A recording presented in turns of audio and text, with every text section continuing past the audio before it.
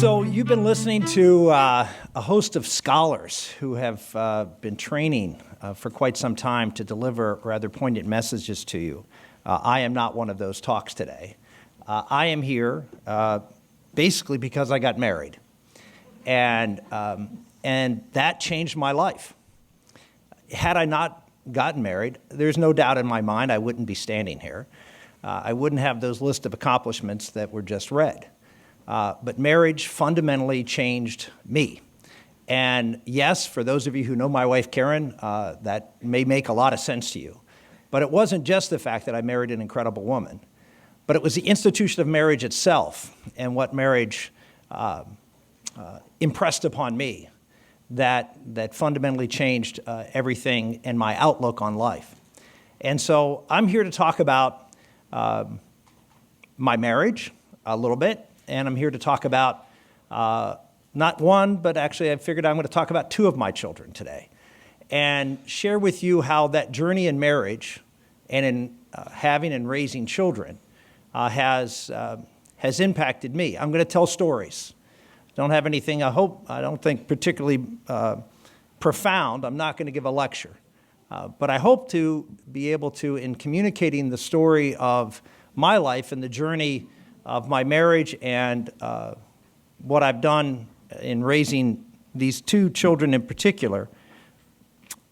Two children whose stories in the eyes of the world, these kids would be looked at as insignificant. Insignificant in the fact that their lives were not long, their abilities are not great. They would, in the eyes of the world, make little to no contribution to the economy of this country, to the world, and leave nary a mark.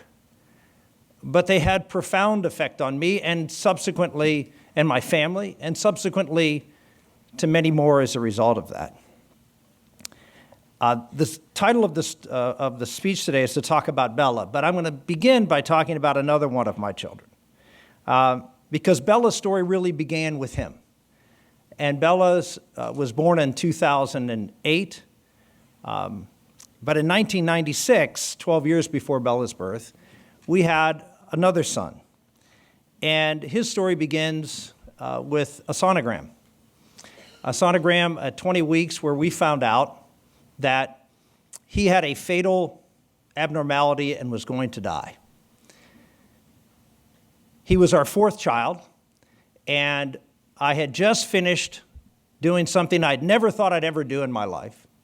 But because of my marriage and because of what my marriage brought me into, which was a deeper relationship with Jesus Christ, a deeper interest in my faith, because my wife and I encouraged each other in that effort, found a great church led by a great pastor, you might know him, Jerome Fasano. I'm another one of these Fasano guys. I was already married, so I couldn't become a priest. But he inspired both of us to a richness and depth of faith that we had not experienced before. And it led me to go out and see things that were morally wrong and not be afraid, as many are in the world today in politics, to get up and confront those. And so I went from a backbencher on the faith and moral issues to leading the charge on the issue, in this case, was the issue of partial birth abortion. And I had led the charge to override President Clinton's veto, and within a week of that veto debate, we had a sonogram and found out that our child was going to die. And I remember the rage that I felt, that I had been on this great path to holiness and to living faithfully and to having the courage to stand out and take on the great issues, moral issues of the day, and that the discernible answer that I heard from God was, I'm going to take your son. And that anger and frustration was felt by Karen, and we raged against it. We did everything we possibly could to try to save his life. We thought we were successful. We had intrauterine surgery, which was almost unheard of back then. And yet, a few days after that, we got the worst possible news after the surgery that Karen had an infection. And that infection was going to cause her to go into labor, and our son, who was only 21 weeks of age, was going to be born whether we liked it or not, and he was going to die. And we sat in the emergency room waiting for that delivery, praying that some miracle might happen. A miracle did happen. At 21 weeks, he was born alive. It was 3 a.m. A priest had left holy water, so we baptized him immediately, and we held him. And we could see him because he was so small and so fragile, and his skin was so paper thin. We could see his heart beating. And we held him for a lifetime, his lifetime. In the 2 hours that he lived, he knew only love. And we poured ourselves into him as we watched his heart slowly slow down and stop. And for a moment, ours did too. It was at that moment that I realized something that I guess I should have understood. But I realized that first, that my son was going to heaven.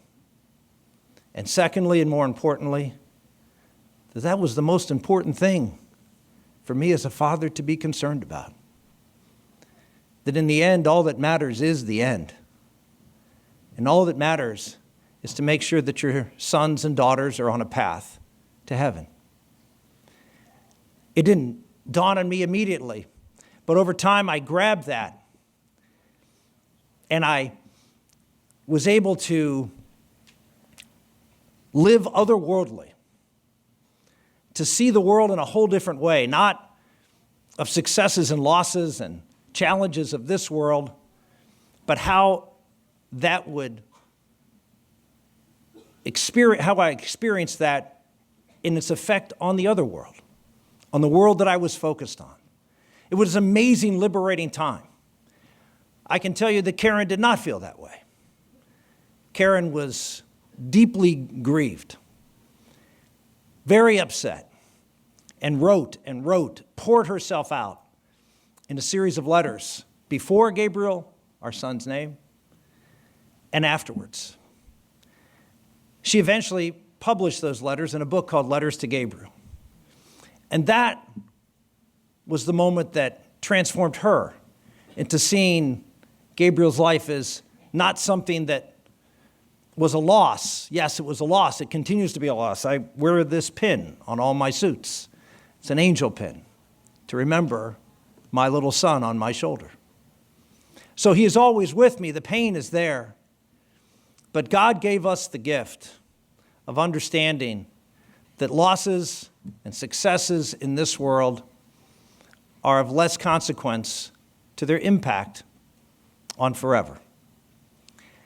And so my son Gabriel taught me to live a life focused more on faith, focused more on the ends instead of all the means to get there. There was a passage I remember, this is my patron saint as a politician was St. Thomas More. I had a big portrait of him in my offices in the Capitol.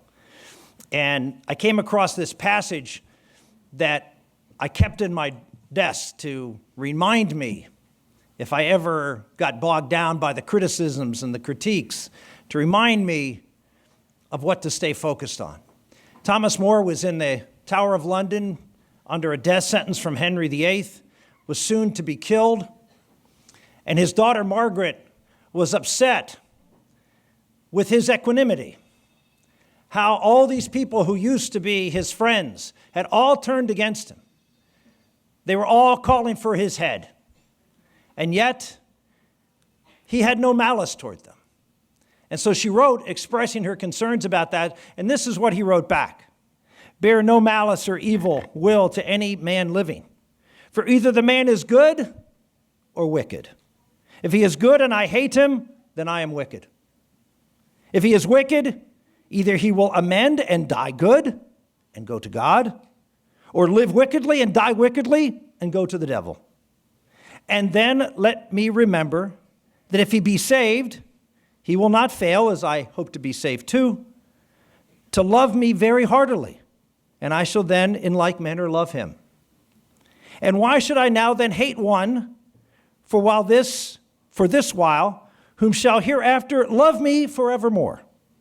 And why should I now then be enemy to him with whom I shall in time be coupled in eternal fraternity? On the other side, if he will continue to be wicked and be damned, then there is such outrageous eternal sorrow before him that I may well think myself a deadly cruel wretch if I would not now rather pity his pain than malign his person. That is otherworldly. That is seeing the world through the eyes of faith. And this little child and his little life taught his father that incredible lesson. That is the lesson that I brought 12 years later to another sonogram. And this was a sonogram of our 8th child. And we were going through the normal things. I was very good at reading sonograms by that point, having 8 children. And the doctor kept going over certain things. Having gone through a similar experience, I knew that was not good. When they start focusing on things and start going over again and again, that's not a good thing. And one of the things that kept going over were the little baby's hands. Why would they be looking at a little baby's hands? Because it was a marker that he was looking for. And that marker was not a good marker. Our daughter Bella didn't have all the markers, but that was one she did have for a condition called trisomy 18.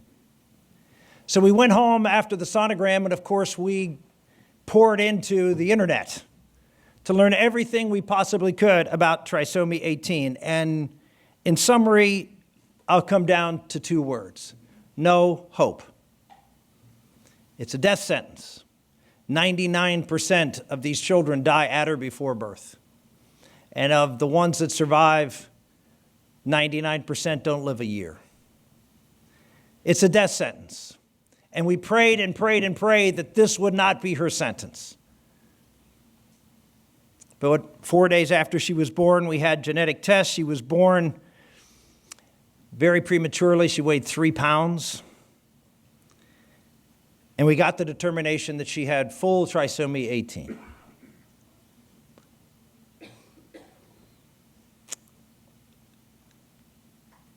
I reacted to that in an otherworldly way. I was mad. I was crushed. We were going to lose our daughter. She was out there in the NICU doing reasonably well, but no hope. Karen reacted the same way she did with our son Gabriel. She was going to fight. She was angry. She had every human emotion that you can possibly imagine. But I saw my role as the rock, the stable guy, the one who could hold everything together and keep my eyes on the fact that now I would have a daughter in heaven someday. And that would be okay. I accepted God's will, and Karen raged against it.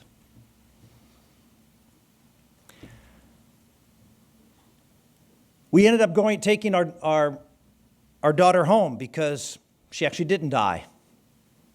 She actually was doing okay.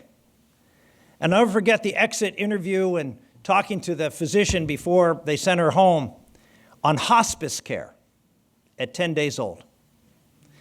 And when they sent her home, they started to describe to us how she would die and that she would have respiratory problems because that's what mostly kills these kids. And so Karen, being a neonatal intensive care nurse by training, asked, well, could you send us home with a prescription for oxygen? And the doctor said, maybe you don't understand. Your child's going to die. Why do anything? Well, I sat there as Mama Bear, stood up and explained to the doctor why we needed to care for our child. So we got the prescription for oxygen and went home on hospice. The first doctor that came to see us within a few days told us in great detail how to treat her as she was dying. The entire focus was on death. And he gave us a prescription to help calm her and soothe her as she died. It was a prescription for morphine. Well, she didn't die, and in fact, Karen was very, very specific about doing everything she could to help her. Pediatrician visits. The pediatrician was kind enough to come to our house because she was immunocompromised. We did everything we could to give her the best possible care and to support her, not just physically, but emotionally. We would schedule birthday parties every week, and our hope was to have as many weeks of birthdays as we would have for the rest of our children's years. But it was a sense of hope and optimism that Karen brought to the table. I had none of that. I was focused on management. I was focused on making sure that nobody got too out of control and expectations too high, to make sure that emotions didn't get carried away. And my wife hated me for it. She hated me for it. But I figured, no, that's what I'm here to do.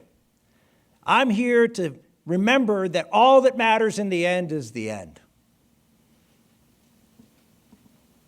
A few weeks after that, Karen, again, hopeful. She ordered a crib. I wasn't for ordering the crib, but she ordered a crib anyway.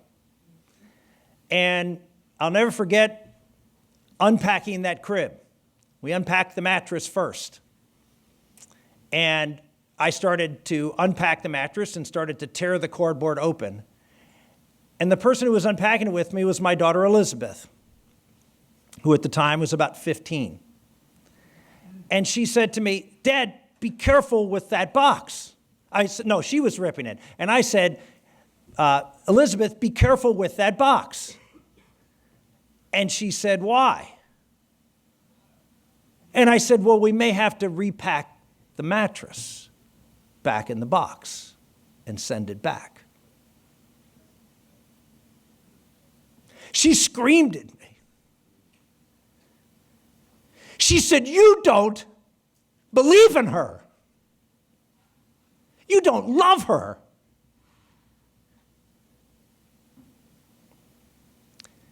Now, you would think that that would knock me off my pins, and it did.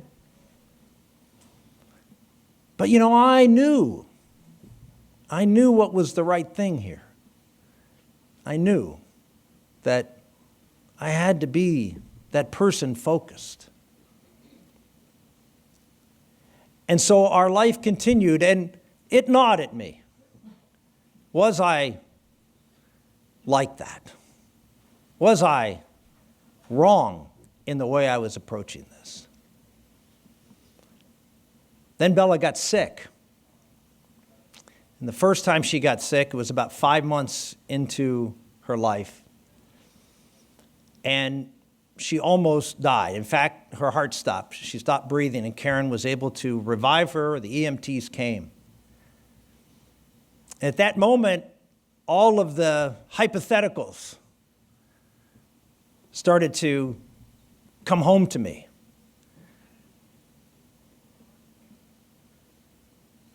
And I realized that I had not committed myself to my daughter. That faith without hope is simply resignation. It's not God's will. It's simply resignation, at least for me, to avoid the hurt and the pain of loving. It's resignation to avoid the pain of hoping for something more and having those hope dashed because they don't come to fruition. I see that now. But I also see that in many respects in the world around us, to many of the faithful who are very faithful and in many respects otherworldly. But so much so that they look at a hopeless situation. Oh, let's take the world around us today. And instead of engaging in hopeful activity and applying themselves with love and his passion to a better goal, resign themselves to focus on their own faith.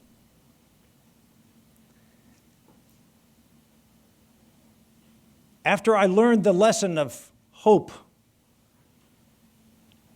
it gave me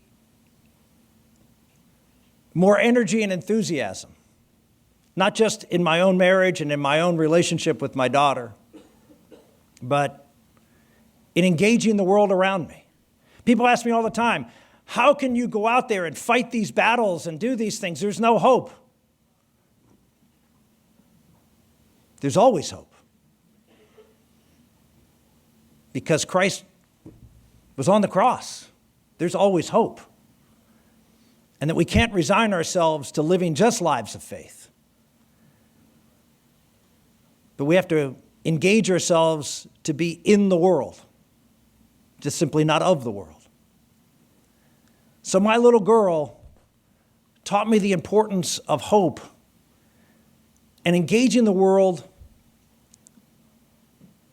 with love. And that's the next thing.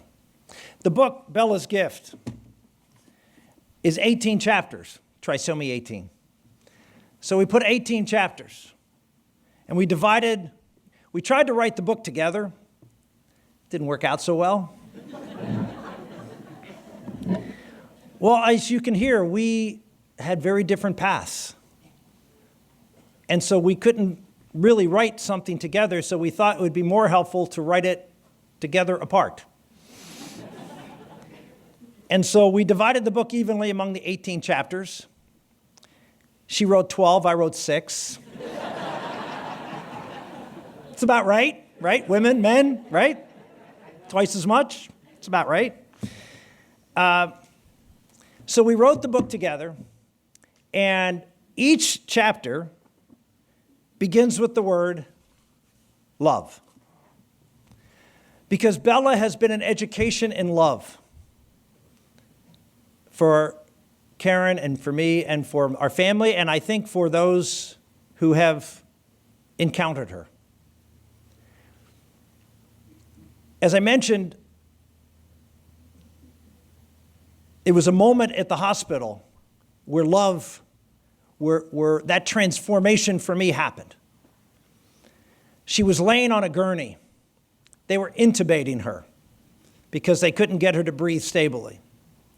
And I was in there with her. And she was lifeless, barely alive, as they were trying to get air into her lungs.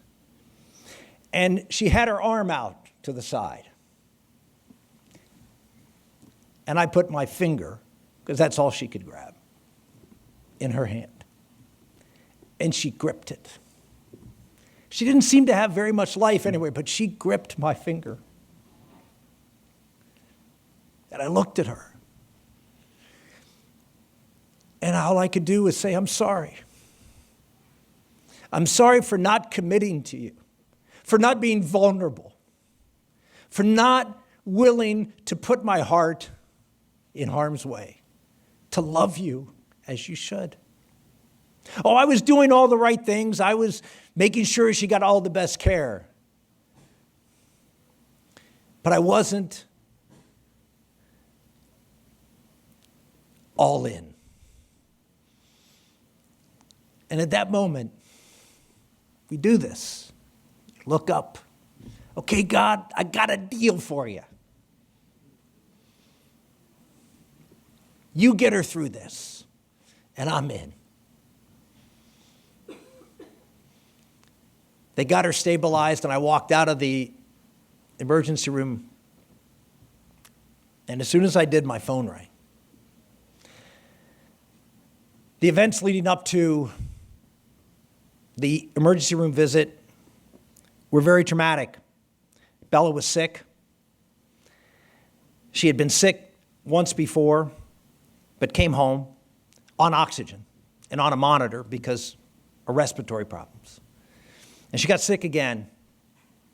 This time, we were monitoring it, so we were right on top of it. We had monitors, and we'd see things. And so I happened to be holding her at the time, and Karen was downstairs just for a few minutes to get something, I don't remember. And she was laboring in breathing. Really difficult keeping her saturation, her oxygen saturation up. And then it seemed like all of a sudden her heart rate started to go down to 60 to 30, and her oxygen levels went from 90 to 80 to 70 to 50 to 40, and I yelled out, "Karen!" And I yelled to the kids, "Call 911. And at that point, the heartbeat stopped, the breathing stopped, and here I am by myself in the room holding my daughter. And so I immediately got up and got her on the bed and did what I knew to do. I'm a politician. I talked to her. Use that power of persuasion to get her to breathe. It works, So I'm there, come on, you got to start breathing here. And the next thing I know, boom, I get knocked over to the side. My kids are in the room at that point. Karen's got an ambu bag, and then she goes to CPR and brings her back. The EMTs come, we whisk her to the hospital, and I explain the moment I just had with her in the ER. And so we finish that. I walk out the door to the ER and in the hallway, and my phone rings. And it's my daughter, Sarah Maria. She's 9 years old. She asked how Bella was. I said, "I think she's stable." And Sarah Maria says, "Dad, Mom saved Bella's life." I said, "Yeah, she did." "And Dad, you didn't do anything." I said, "Yeah, that's sort of the way it is when it comes to kids."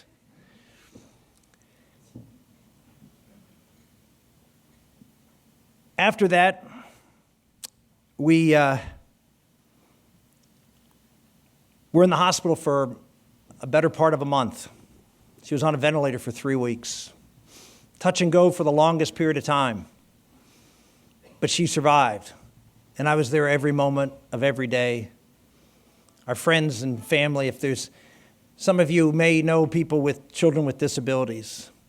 And many of you may say, "Well, we don't know what to do." Do something. Don't be quiet. Encourage, love, support, be there. There were so many great friends who were there, and so many others who didn't know what to do, and so they didn't do anything. And believe it or not, that hurt. Because when you're dealing with a child with a disability, particularly one of some severity, it is every minute of every day. The book is called Bella's Gift, but it could be called Bella's Cross. Because children with disabilities are a cross. But just like every cross, if you view it through the eyes of faith, it's a gift. The world looks at these children as less. And particularly for this family of the Catholic world, we can't be that way. We have to look at the gift that they are, teacher of souls. Bella has taught me so much, and I love her. Even though Bella can't do anything for me. Bella can't talk. Bella can't walk. Bella can't feed herself. In fact, I could list a whole bunch of Bella can'ts. But I can list the one thing she can do. Bella can love. Maybe not in the way that is sophisticated, but Bella loves. In the end, what really matters? All of that worldly stuff. I remember standing at the crib side of Bella and looking at her and thinking those very thoughts. That when I get older, she'll never be able to get me a cup of soup or a pair of slippers or anything. She won't and can't do anything for me except love me. And it dawned upon me that that's how the Lord looks at us. We are disabled. Compared to him, Bella is an Olympic track star in the world today compared to us versus the Lord. We are profoundly disabled. I don't care how smart you are or accomplished you are. The Lord looks at us as completely helpless. And all he wants from us is to love him. Bella is such a great teacher.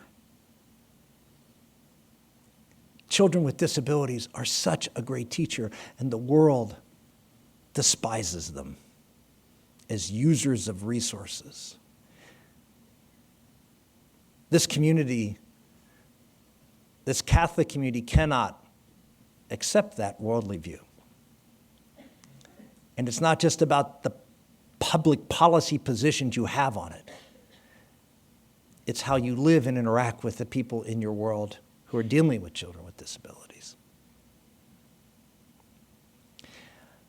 I ended up running for office for president in 2012 because of Bella. There was something called Obamacare that was being debated at the time, and I knew because once you get into the world of disabilities, you realize how other countries around the world, particularly those with socialized medicine, treat the disabled.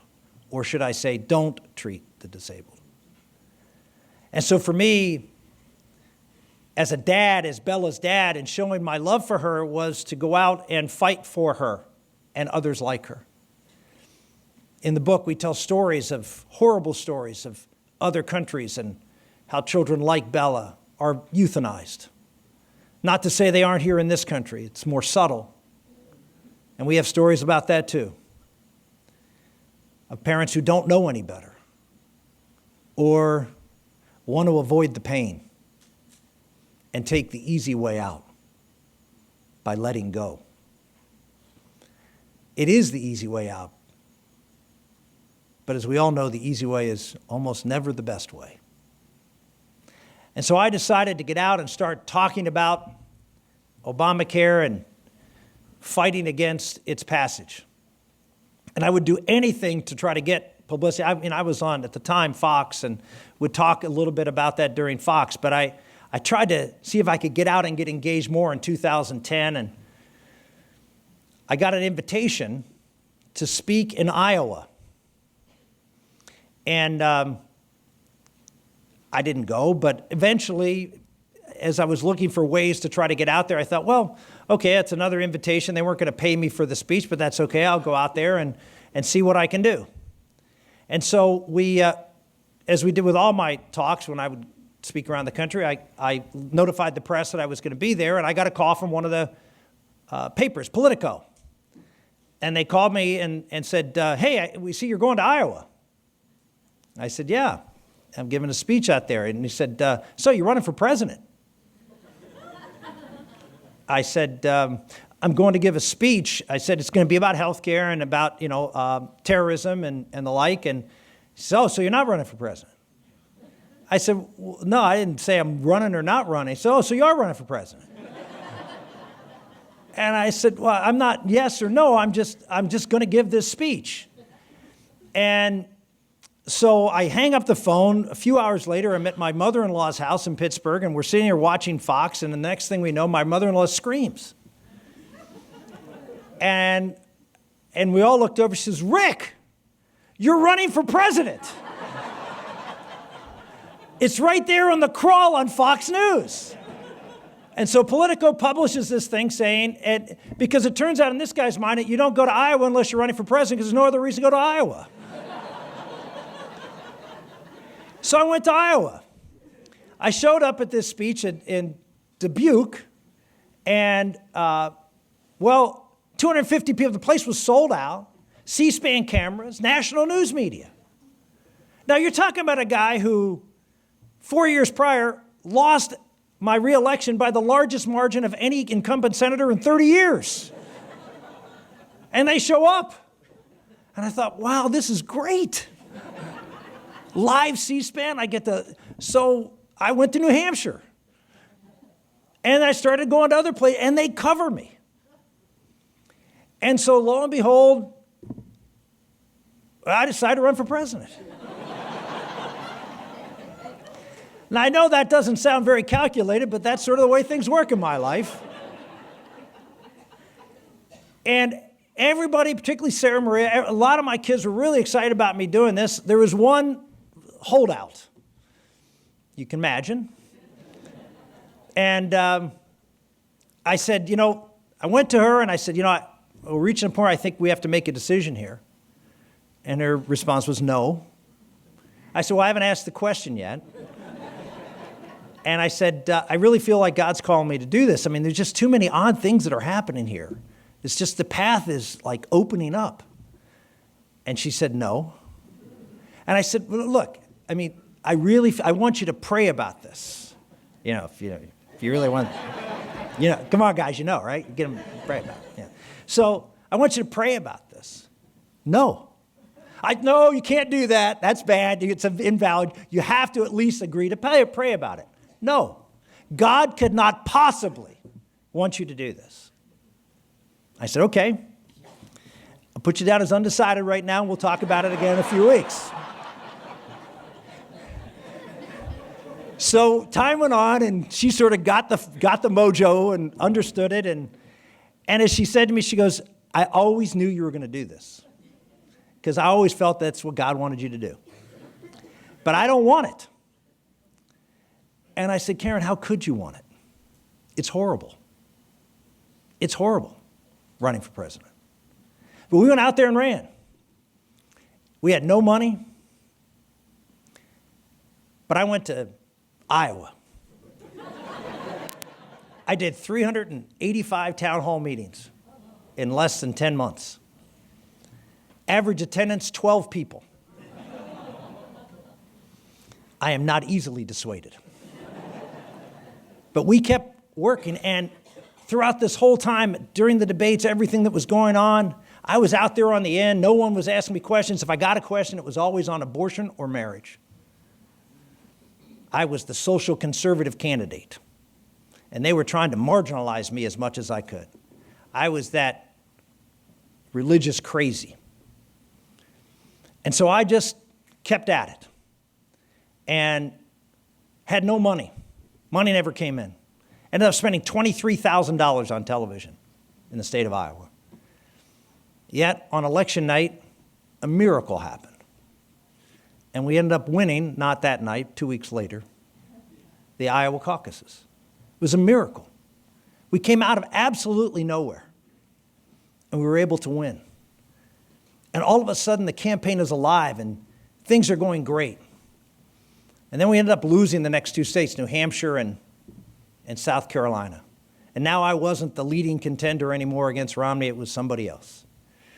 And so we were having thoughts, well, is this race going anywhere? Did we miss our chance because we didn't get the win when we thought we should have on Iowa? And maybe it was just not to be. Well, then Bella got sick. And I remember I happened to be home, believe it or not, everybody was unveiling their taxes. Mitt Romney wasn't releasing his tax form, so everybody was releasing their taxes because he did. And So nobody really cared about my taxes. I didn't make any money anyway, but I went home anyway because I used TurboTax. So I had to go do my own taxes. And so I went home and I had to do my own, I didn't have any staff. So I went home to get my taxes so I could report them. And that night she got sick. We ended up taking her to the hospital. She was almost as bad as she was 3 years before when she was in the hospital. And we took her in and they did an x-ray and both of her lungs were full of fluid. She had pneumonia. And so I called my office. This was 4 a.m. I was supposed to go back to Florida. And I said, we're suspending the campaign. And said, well, why? We have to tell the press why. You can't suspend it because if you suspend it and you don't say why and you've lost the last 2 states and you're not doing well in this one, they're going to think you're out of the race and then the campaign's over. I said, I want to keep Bella's privacy. They said, well, why don't you just ask people to pray for her? And so that's what we did. We said, she's sick, please pray for her. And the campaign suspended. So we went home, went to the hospital. And the two of us, after a year of being on the campaign trail, we spent time, just the two of us, in that hospital room with Bella, who was struggling mightily just to breathe. At highest levels of oxygen they could do, forcing air into her lungs without putting her on a ventilator. We didn't want to do that. And we sat there and we prayed. And it was pretty clear to me that this was God's sign that this was over. That we had done what we did. It wasn't meant for us to win, but it was meant for us to be here to make a statement of some sort. And so we sat there throughout the night, didn't sleep. But something strange happened. Bella wasn't getting worse. She always gets worse. Kids at night, they always get worse. They don't get better. But she was getting better at night when she was tired and having trouble breathing, yet she was doing better. And as the morning came, they said, we're going to take another x-ray. And they brought back the x-rays and they sort of dropped them in front of us. And both of her lungs were perfectly clear. Now, this is a girl with immunocompromised who has chronic lung infections, and in less than 24 hours, a miracle happened. Well, that was a sign for me to get back out there. And for Karen, too. We thought, okay, God, we get it. So the very next day, we thought, okay, we'll give it 24 hours just in case God changes his mind. And that was a Sunday, and so we called and told our staff, we're going to go back on the road, we forget Florida, we're going to go to Missouri. And so within less than 24 hours, we set up an event at St. Charles County, right outside of St. Louis, for an event to talk about manufacturing. And I said, can you get a crowd together? It's Sunday, and this is Monday morning. And they said, we'll do our best. So I remember flying out there Monday morning, got there and drove into the place, and I see all these people outside the facility that we're supposed to have this event. And so I freaked out. I said, I knew they couldn't put this together that quickly. The door's not even open. And so I called my staff and said, you got to get the doors open. And so we're driving. So we finally pull up, and I'm saying, get the doors open. And so I get out of the car, and I said, can we get the doors open? And my staff's like, what are you talking about? I said, well, all these people out here, we got to get them inside. We got to get the door open. And they said, this is the overflow. So there are 400 people inside. And I walked in there, and 2 things I saw. Obviously, people more excited and enthusiastic than I'd seen in months. And I saw 2 things. I saw a whole bunch of people on the front row in wheelchairs. I'd never seen that before. But they came. And I saw a little girl on her daddy's shoulders. She was a Down syndrome girl, trisomy 21. She too had an extra chromosome. This was trisomy 21, not 18. She was the cutest little thing. And she was holding a sign that said, I'm for Bella's dad. The campaign changed. Our best volunteer from that point forward with a young man in Oklahoma City who was disabled in a wheelchair, who sat hour after hour after hour making phone calls all over the country for us. Bella had given them a voice. She stopped a presidential campaign. A little girl that the world would see as nothing.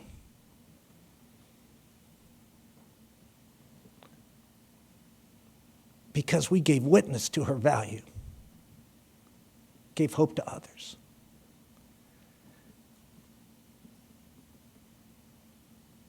Ladies and gentlemen, Mother Teresa says, my favorite quote of hers, God does not call on you to do great things, but to do little things with great love.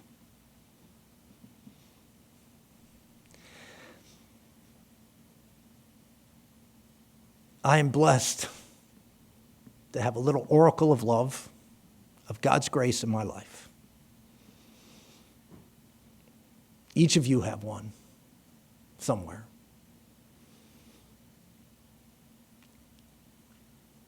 See God's grace in that loved one.